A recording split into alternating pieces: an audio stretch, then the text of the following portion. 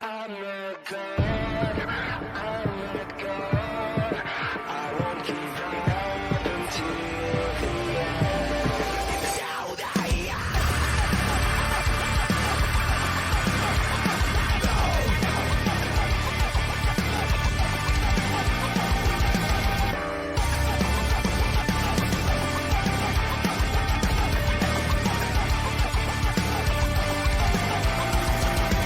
It's like a shadow next to me, like a voice inside my head. It's like a fight that I cannot win. I'm falling, Frustrated, intoxicated, I know I'm losing myself. I can't take it anymore. but I'm not done. I'm not done. I won't give up until the end. But I won't fall. I'll stand awake to know it's not over, even if I'm closer to the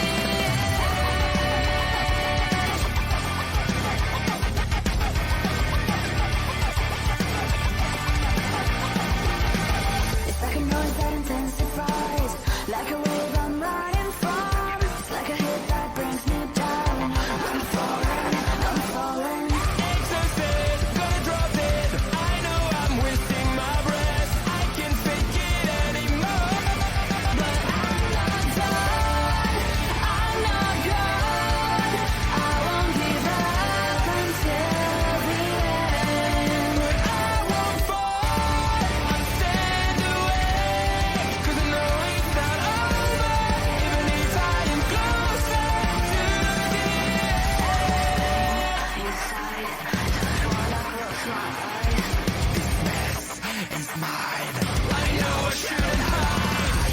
I remember the time when I thought it was nothing. Now I'm killing myself softly. I should have been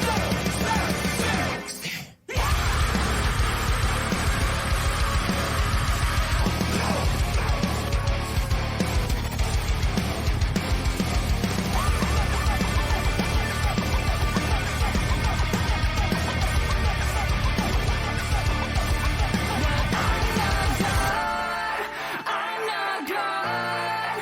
I won't give up until the end. But I won't fall. I'll stand awake. 'Cause I know it's not over. Even if I am closer to the edge.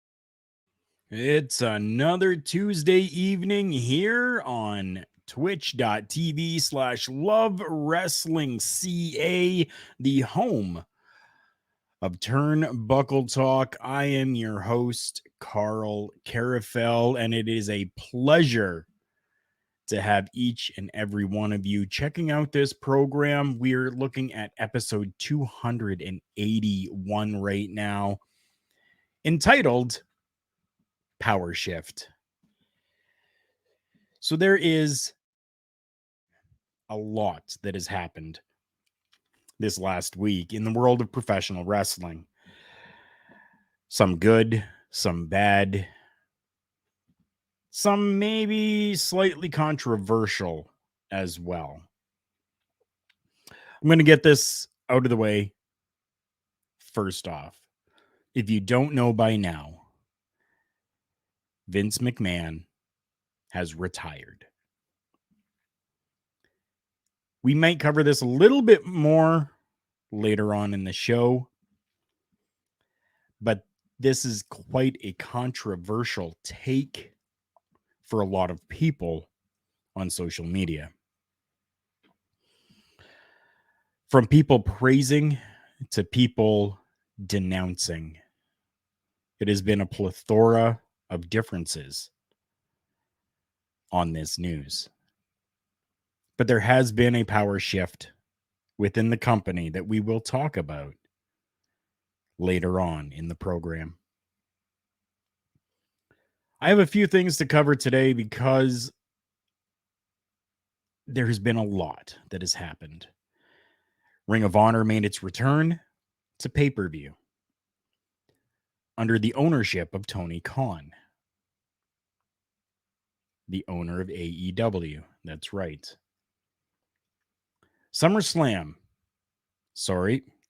SummerSlam is coming up very, very soon as well. And we have an updated card to go over. Tony Khan, Triple H, Stephanie McMahon, and what can happen in the future. All things that we're going to talk about today. We're going to talk first off about this Death Before Dishonor pay-per-view that happened. So again, you want to talk about some controversy between the internet wrestling community? This was just that. I've seen high praise online for this show. I have as well seen a little bit of disdain during this pay-per-view. And it troubles me a little bit because it's professional wrestling. Isn't that what we're all here for? Isn't that what we want? We want professional wrestling. And even though things have not gone the way that you expected them to, there's not much you can do about it, is there? You can try to go online and spew whatever type of bullshit you want. At the end of the day, does it really matter? Does it really matter? I enjoyed this pay-per-view. I enjoyed this show. I have always been a fan of Ring of Honor, just like I have always been a fan of Impact Wrestling, the NWA, the companies that are not necessarily in competition with the conglomerate, but are more so there to give us a good show. You can see behind me on my wall, I have some show posters. Canadian Wrestling's Elite is another one of those companies that is out there that puts on a good show, an entertaining show. And that's what I'm in it for. I am in it to be entertained. Maybe not to the point where some people believe it should all be a sports entertainment type of atmosphere. But any way you slice it, it's entertaining. I take New Japan Pro Wrestling, for example. New Japan really does a very good job at making professional wrestling feel like a legitimate sport. And it is so damn entertaining.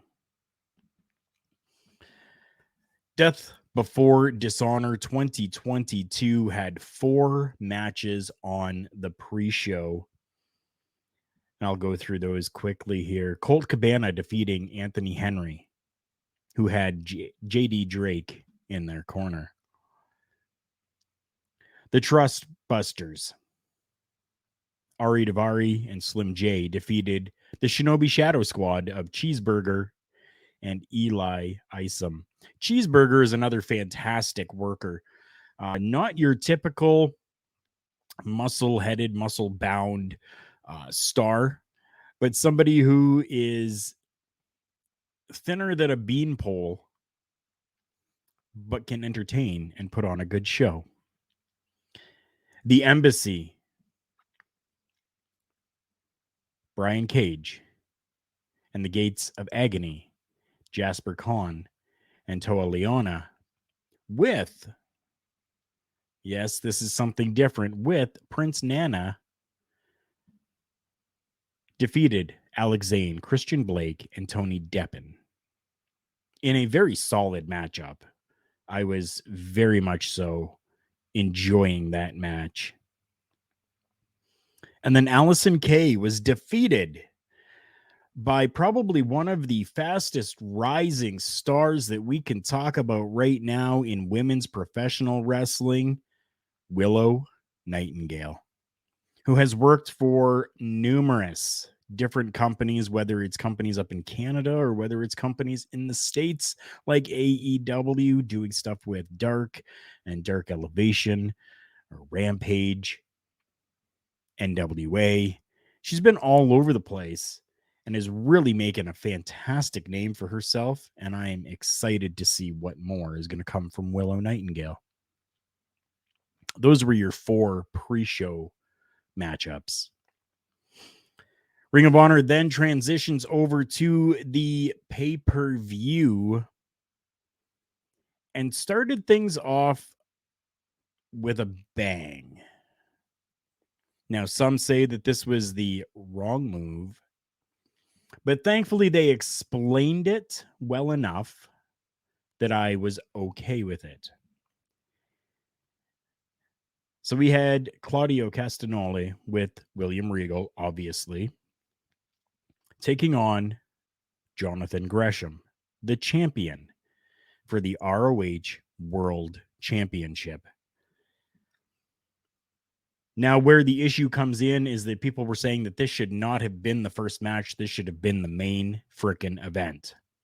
Well, when you have workers and matches that are absolutely amazing, it's hard to really choose the main event.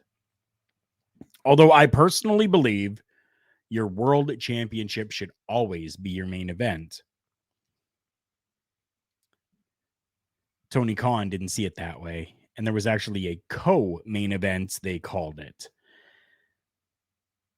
And there was apparently a coin toss or a coin flip to determine which 2 matchups would be the actual main event.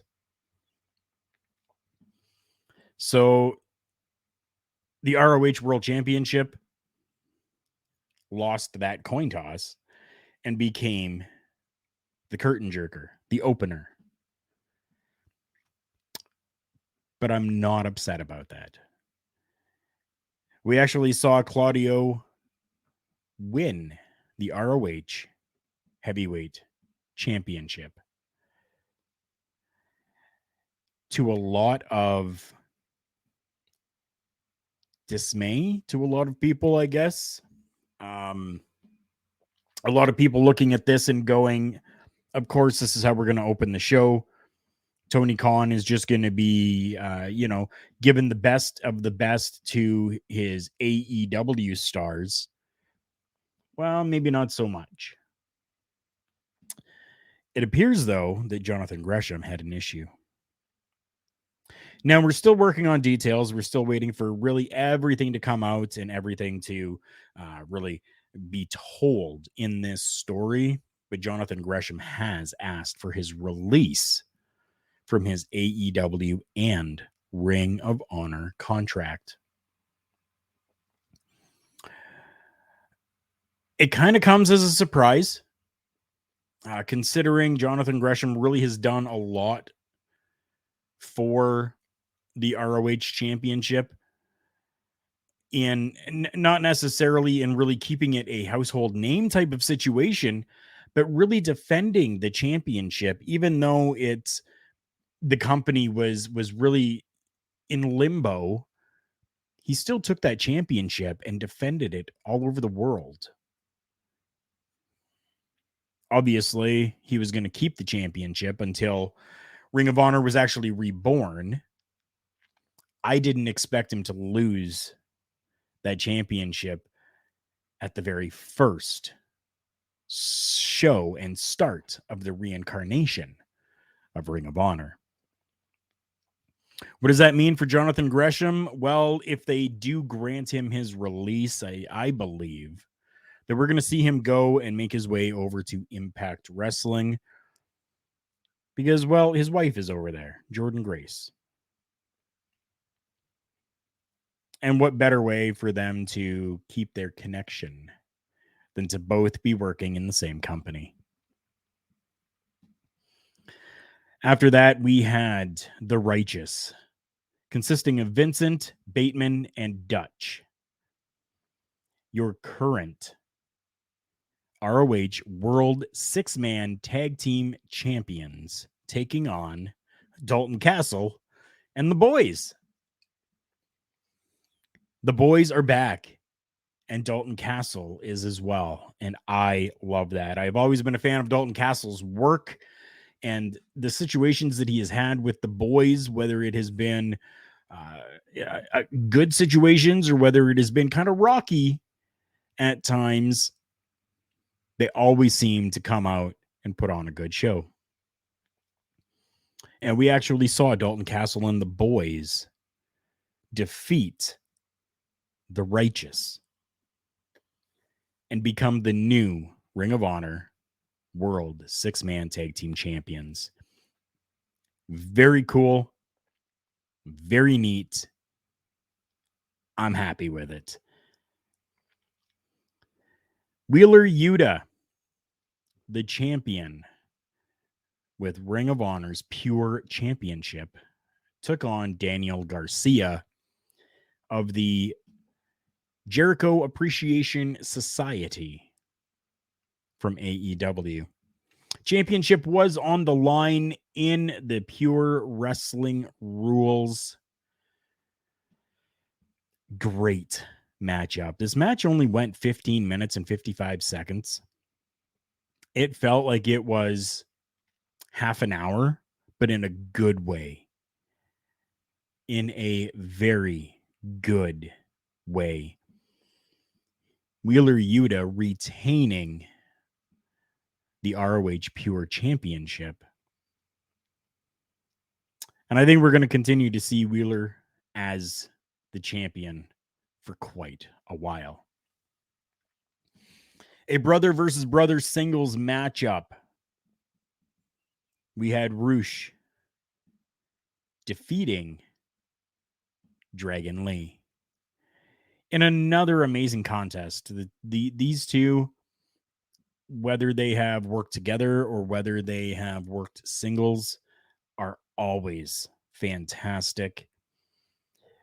I would have taken Roosh to win this just as he did. Roosh really seems to have been on quite a high lately, and it's fantastic to see.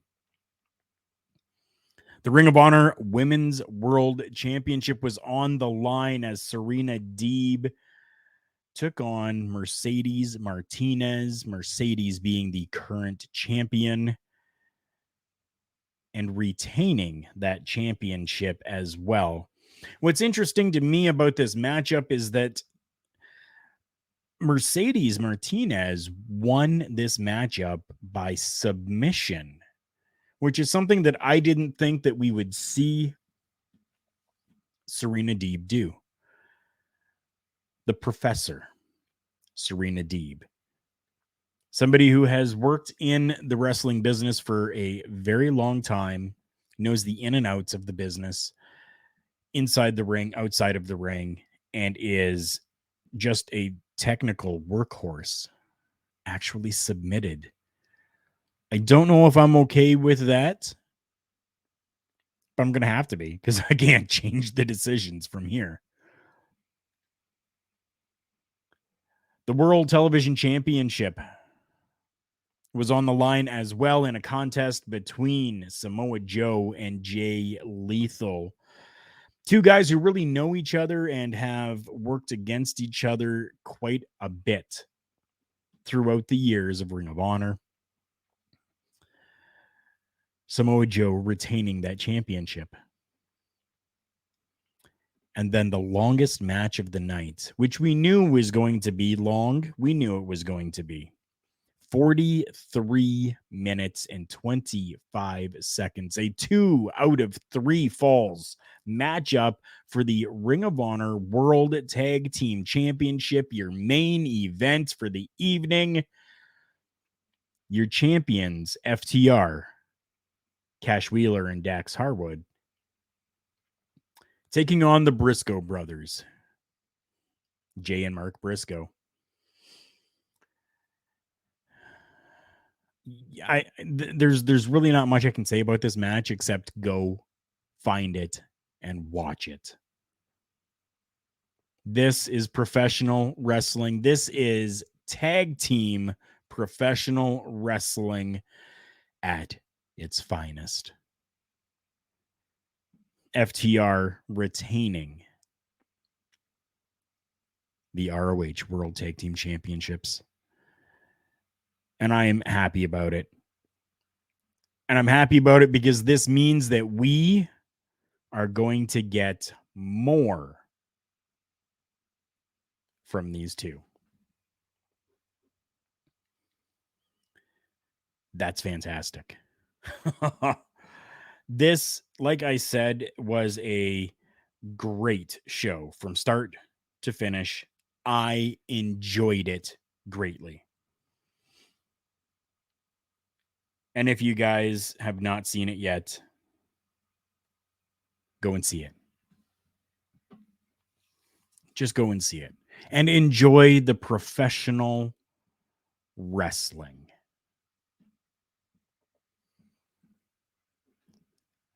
Before we move on to our next topic, I'm going to take just a momentary break, have a drink of my non-sponsored Dr. Pepper, and let you guys hear from one of our sponsors.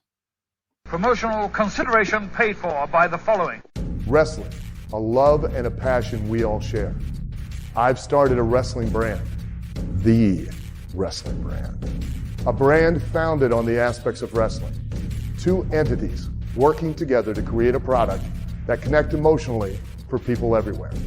Collar and Elbow is the brand. Passion and love for wrestling is the drive. I am Al Snow, and this is Collar and Elbow, the wrestling brand.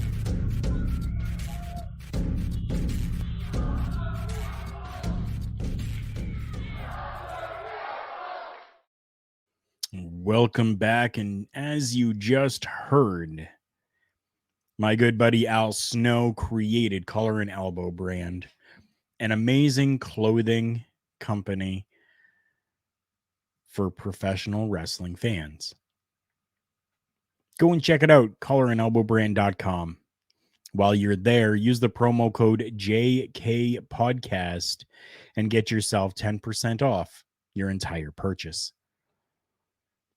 Remember, anything that you do purchase there, while you use that promo code and you save, the program actually gets a little bit of a kickback. And we get to continue to bring you amazing content like this every week. We're going to move on to SummerSlam right now. Or as Bret Hart would say, the SummerSlam. I'm hoping that maybe decisions have been taken a look at. And that maybe things will be different, I guess we could say. As we mentioned at the top of the program, Vince McMahon has retired. which means that if the new heads of the company really wanted to, they could totally turn upside down this card and this premier live event from the WWE. So I'm going to start at the bottom from the card that I have here and work my way up to what I believe is going to be the main event of the show. First off, in a no disqualification tag team matchup, we're going to have the Mysterios, Dominic and Rey. First off, congratulations to Rey Mysterio on 20 years with the WWE. A fantastic feat, 20 years. Thank you for what you've done for the company. They will be taking on the Judgment Day, consisting of Damian Priest and Finn Balor, who will have Rhea Ripley ringside. That, I think, is going to be a fantastic matchup. And I think we may see a little bit of a heel turn at this show. And I'm just gonna leave it at that because I want you all to go and watch this show. I think that we're going to see a little bit of a turn. A matchup that really I don't care about. I could give two shits about this matchup, even though one of the competitors inside of this match I love. I love The Miz. I have from the beginning. Even when he was fumbling his words, he has really grown into an amazing entertainer. He's going to be taking on YouTube sensation, I guess, maybe social media sensation, Logan Paul. We've seen Logan Paul in the WWE before, and we've kind of witnessed a little bit of what he can do. I'm hoping for the best with this, but I'm not expecting anything out of this. We have a singles match for the WWE Raw Women's Championship where we have Bianca Belair, your current champion, taking on Becky Lynch. To this, all I'm going to say is that, once again, Becky Lynch is in the limelight. I'm going to leave it at that. We have just a regular singles matchup happening. We have Riddle taking on Seth freaking Rollins. I'm actually excited for this matchup. Although I think it's time that Seth Rollins maybe takes a little bit of a step back. Let some other people kind of come in and take a shine. Maybe this is where that happens. Maybe what we're going to see is a shine coming to Riddle. I hope so. I was not a fan of Riddle in the very beginning. I really wasn't. Again, another MMA star coming into the world of professional wrestling and trying to make everybody care about this competitor. I wasn't a fan at the beginning. Corporate Joe, if you're listening, I'm a fan now. Believe that, bud. I'm a fan now. A matchup that... So this next matchup can really go either way. We have a singles match for the WWE SmackDown Women's Championship where we have current champion Liv Morgan. Oh my heart. Yes, Liv Morgan is the champion taking on Ronda Rousey. This can go one of two ways. Ronda Rousey is just going to come in and absolutely demolish in a squash match Liv Morgan to regain that championship. Or the way that I hope it's going to go is that Liv Morgan puts up a good fight and retains that championship. We have just seen Liv Morgan get her side plates for that championship. And that was a worry that I had for a little while. Not seeing Liv Morgan with custom side plates really had me worried that they were just going to be having her drop this title to Ronda Rousey. Now that she actually has those side plates, I am a lot more hopeful. Tag team matchup for the undisputed WWE Tag Team Championships. We are going to have the Usos, Jimmy and Jey Uso, the current champions, taking on the Street Profits, Angelo Dawkins and Montez Ford.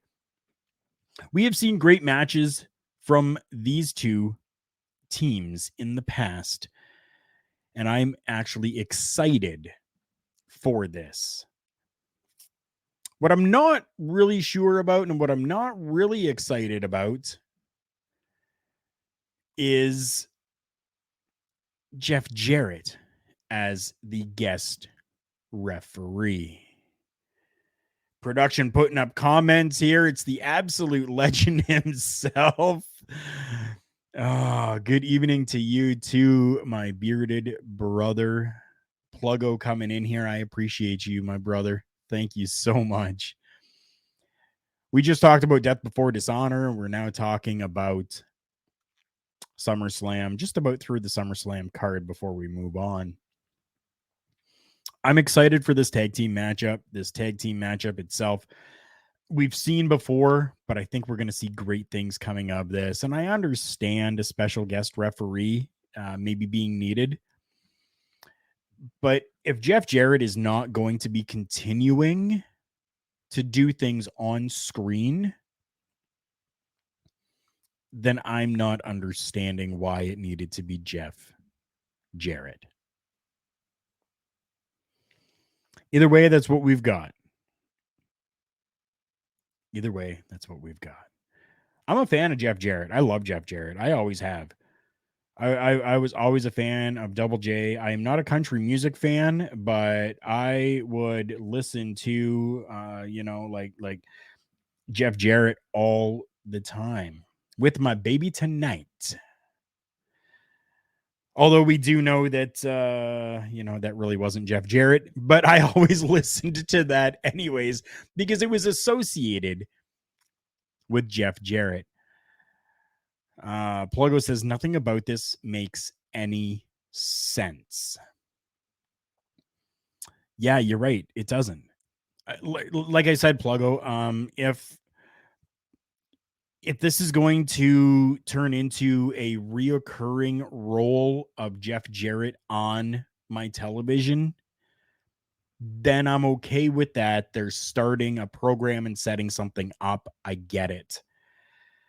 But if this is a one and done type of situation because Jeff Jarrett is a backstage management person, then it makes no sense.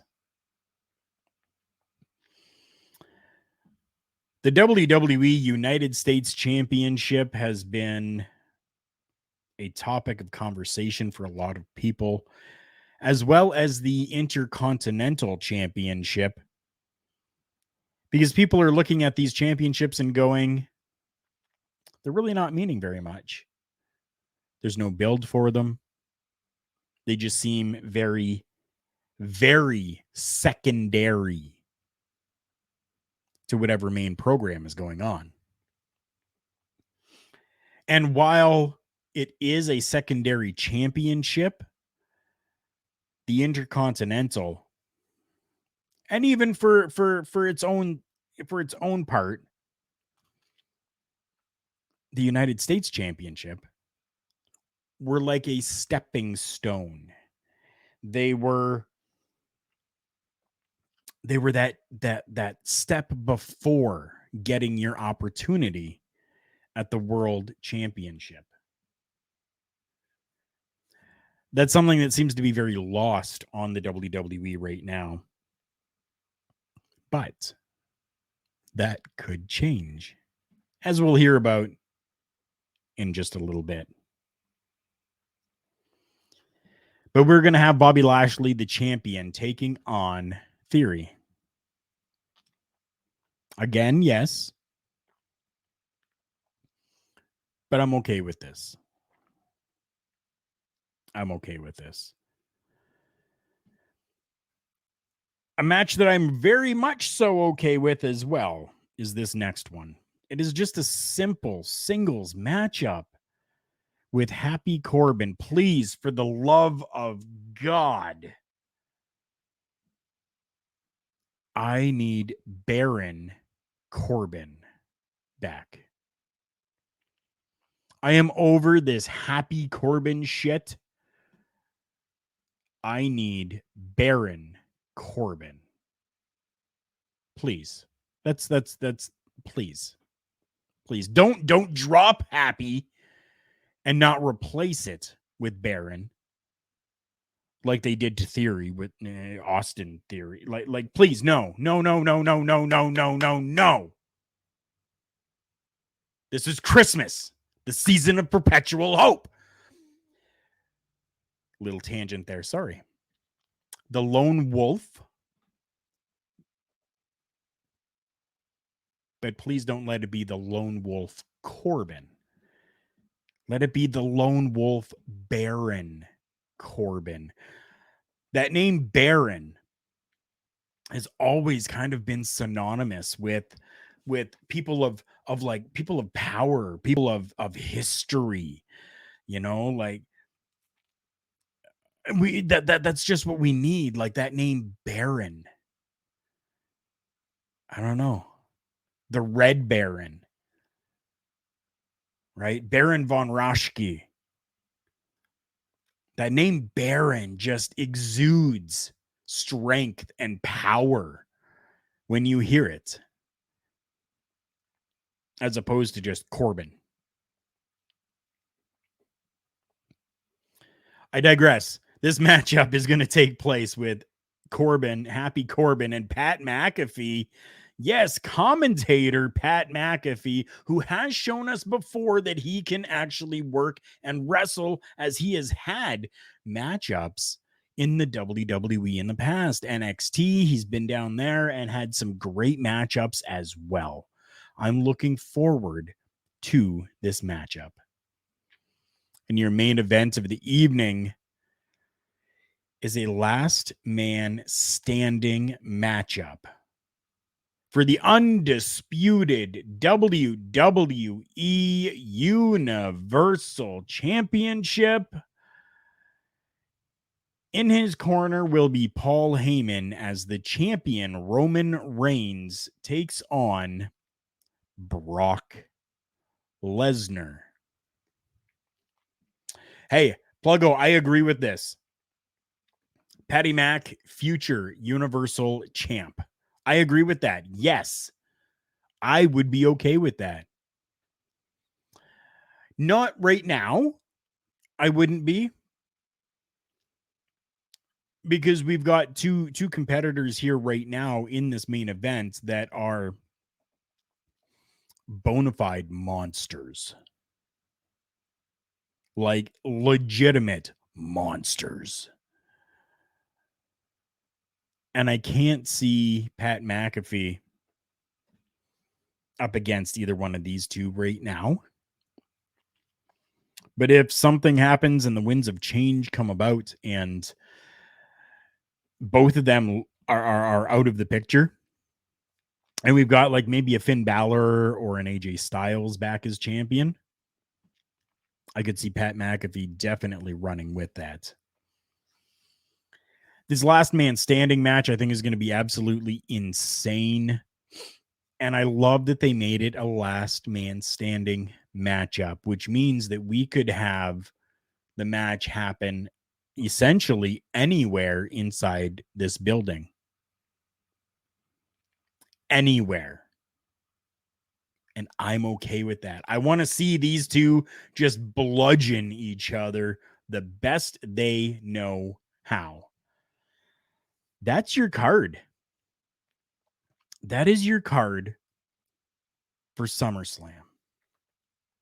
For the SummerSlam. July 30th, happening in Nashville, Tennessee. I'm excited to see where this is going to go. Now, we talked earlier in the program about Tony Khan, Triple H, and Stephanie McMahon.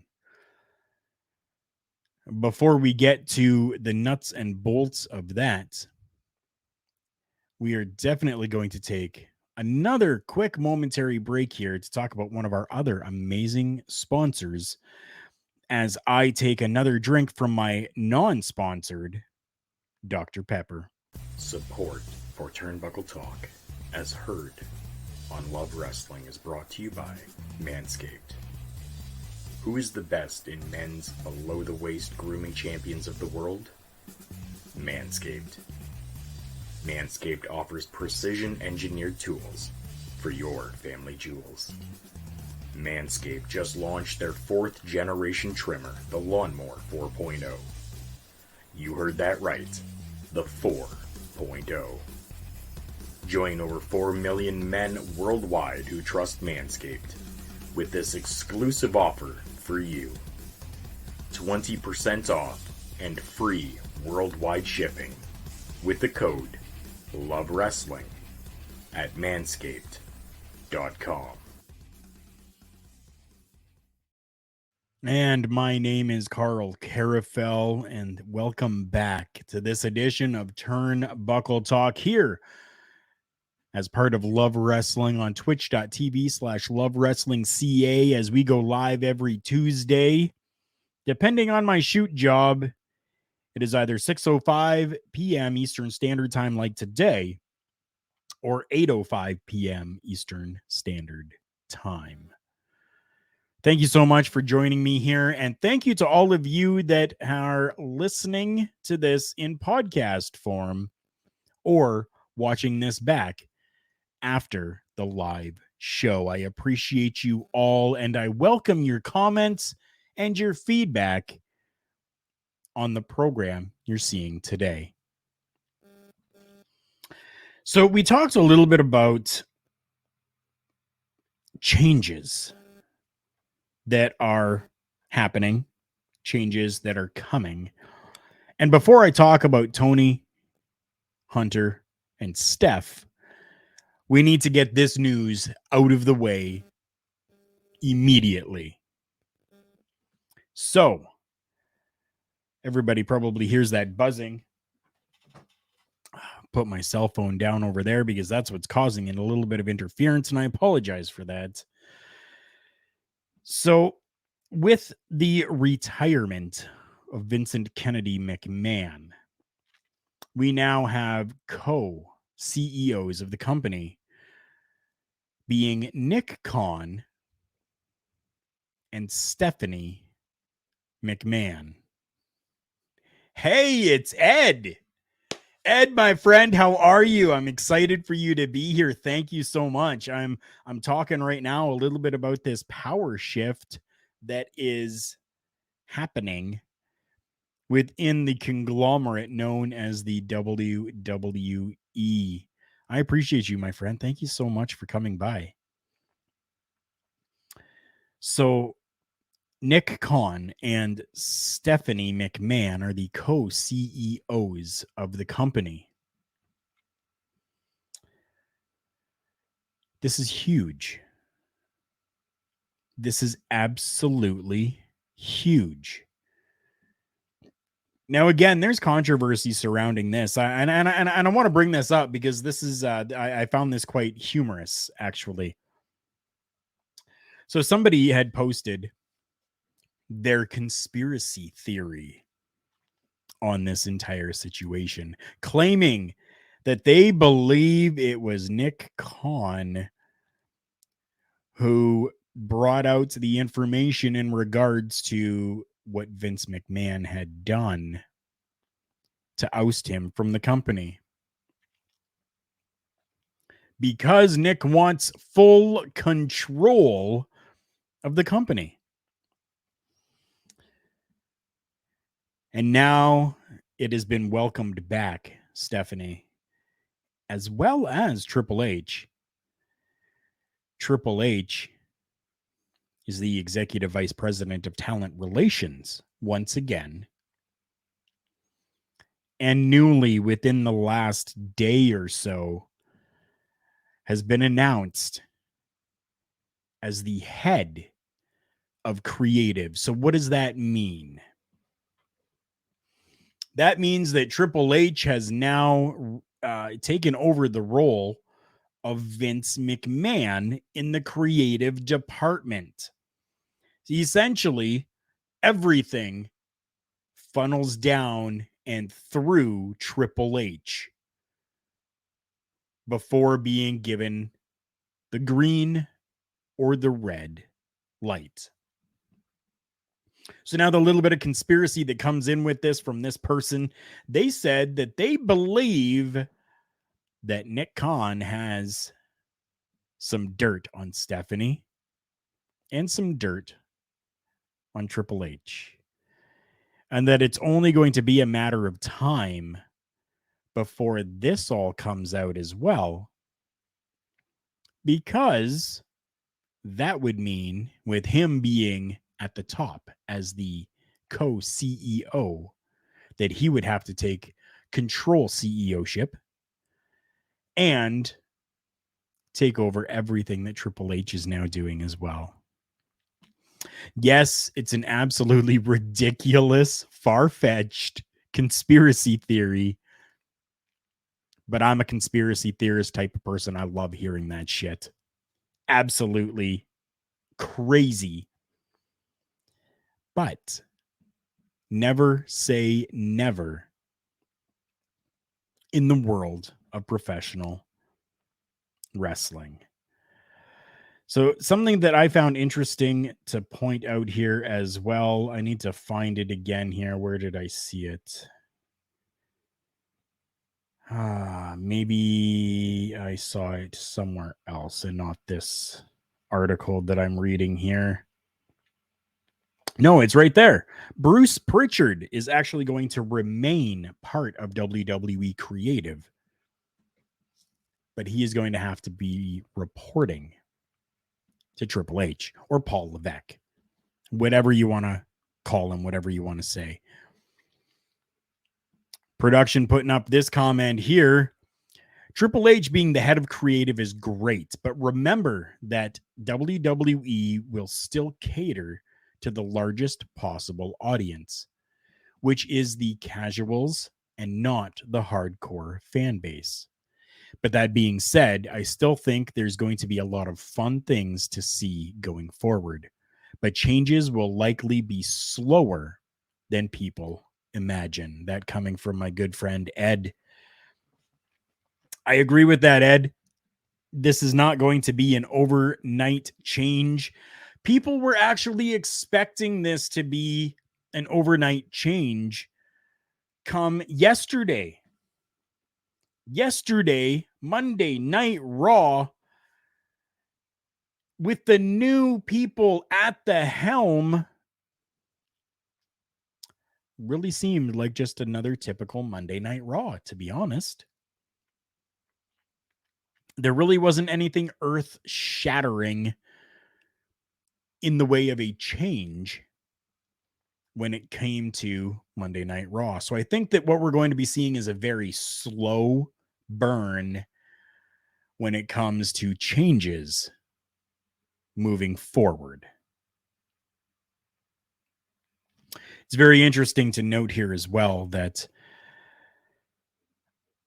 with these changes, we have heard in the past before where Triple H has actually said he'd be interested in working partnerships.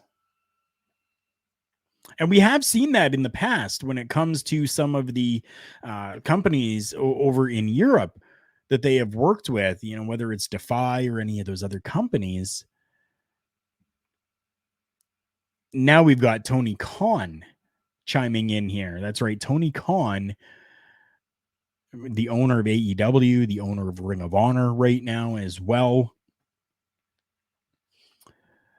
He's got something to say as well.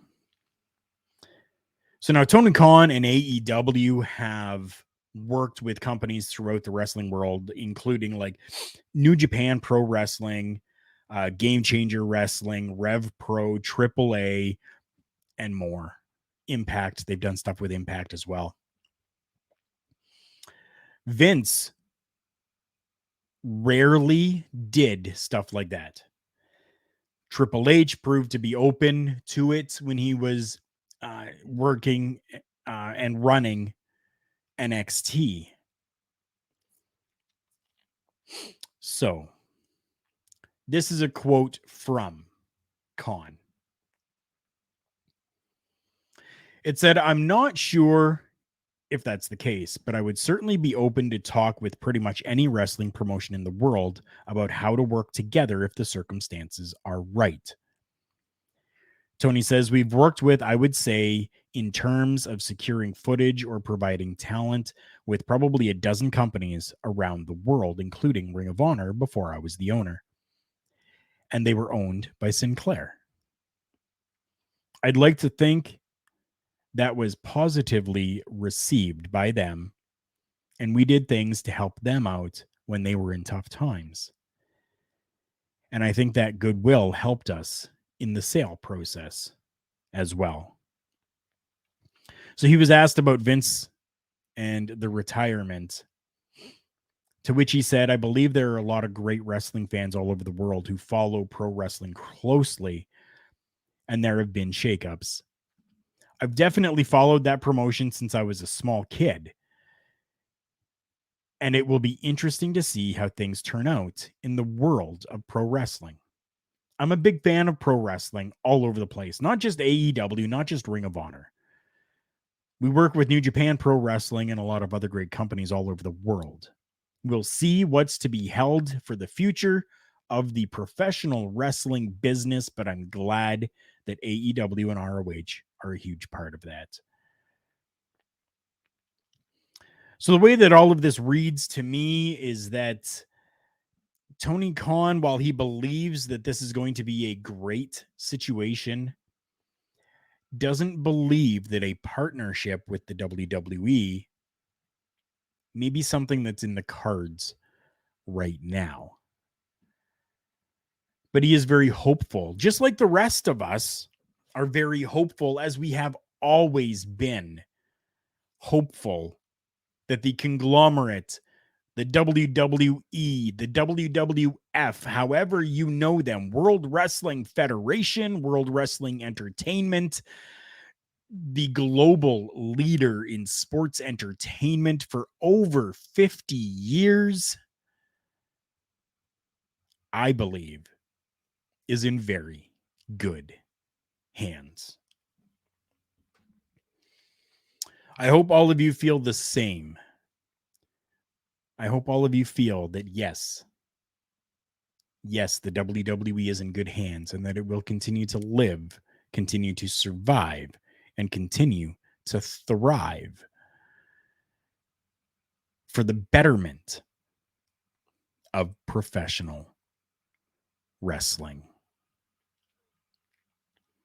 Thank you so much for joining me on this episode of Turnbuckle Talk entitled Power Shift. I appreciate all of you. And remember, everyone, the world's a scary place. Take care of each other. The official Turnbuckle Studio shop is open. Official merchandise from all the favorite shows, plus merchandise you can only find here. Stuff from Turnbuckle Studios. Carl Carafel unboxes. The Boar's Nest with Bubba Duke.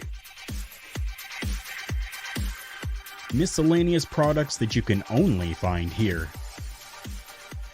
Beats and beatdowns. And Turnbuckle Talk. Find all this merchandise exclusively at carlcarafel.redbubble.com.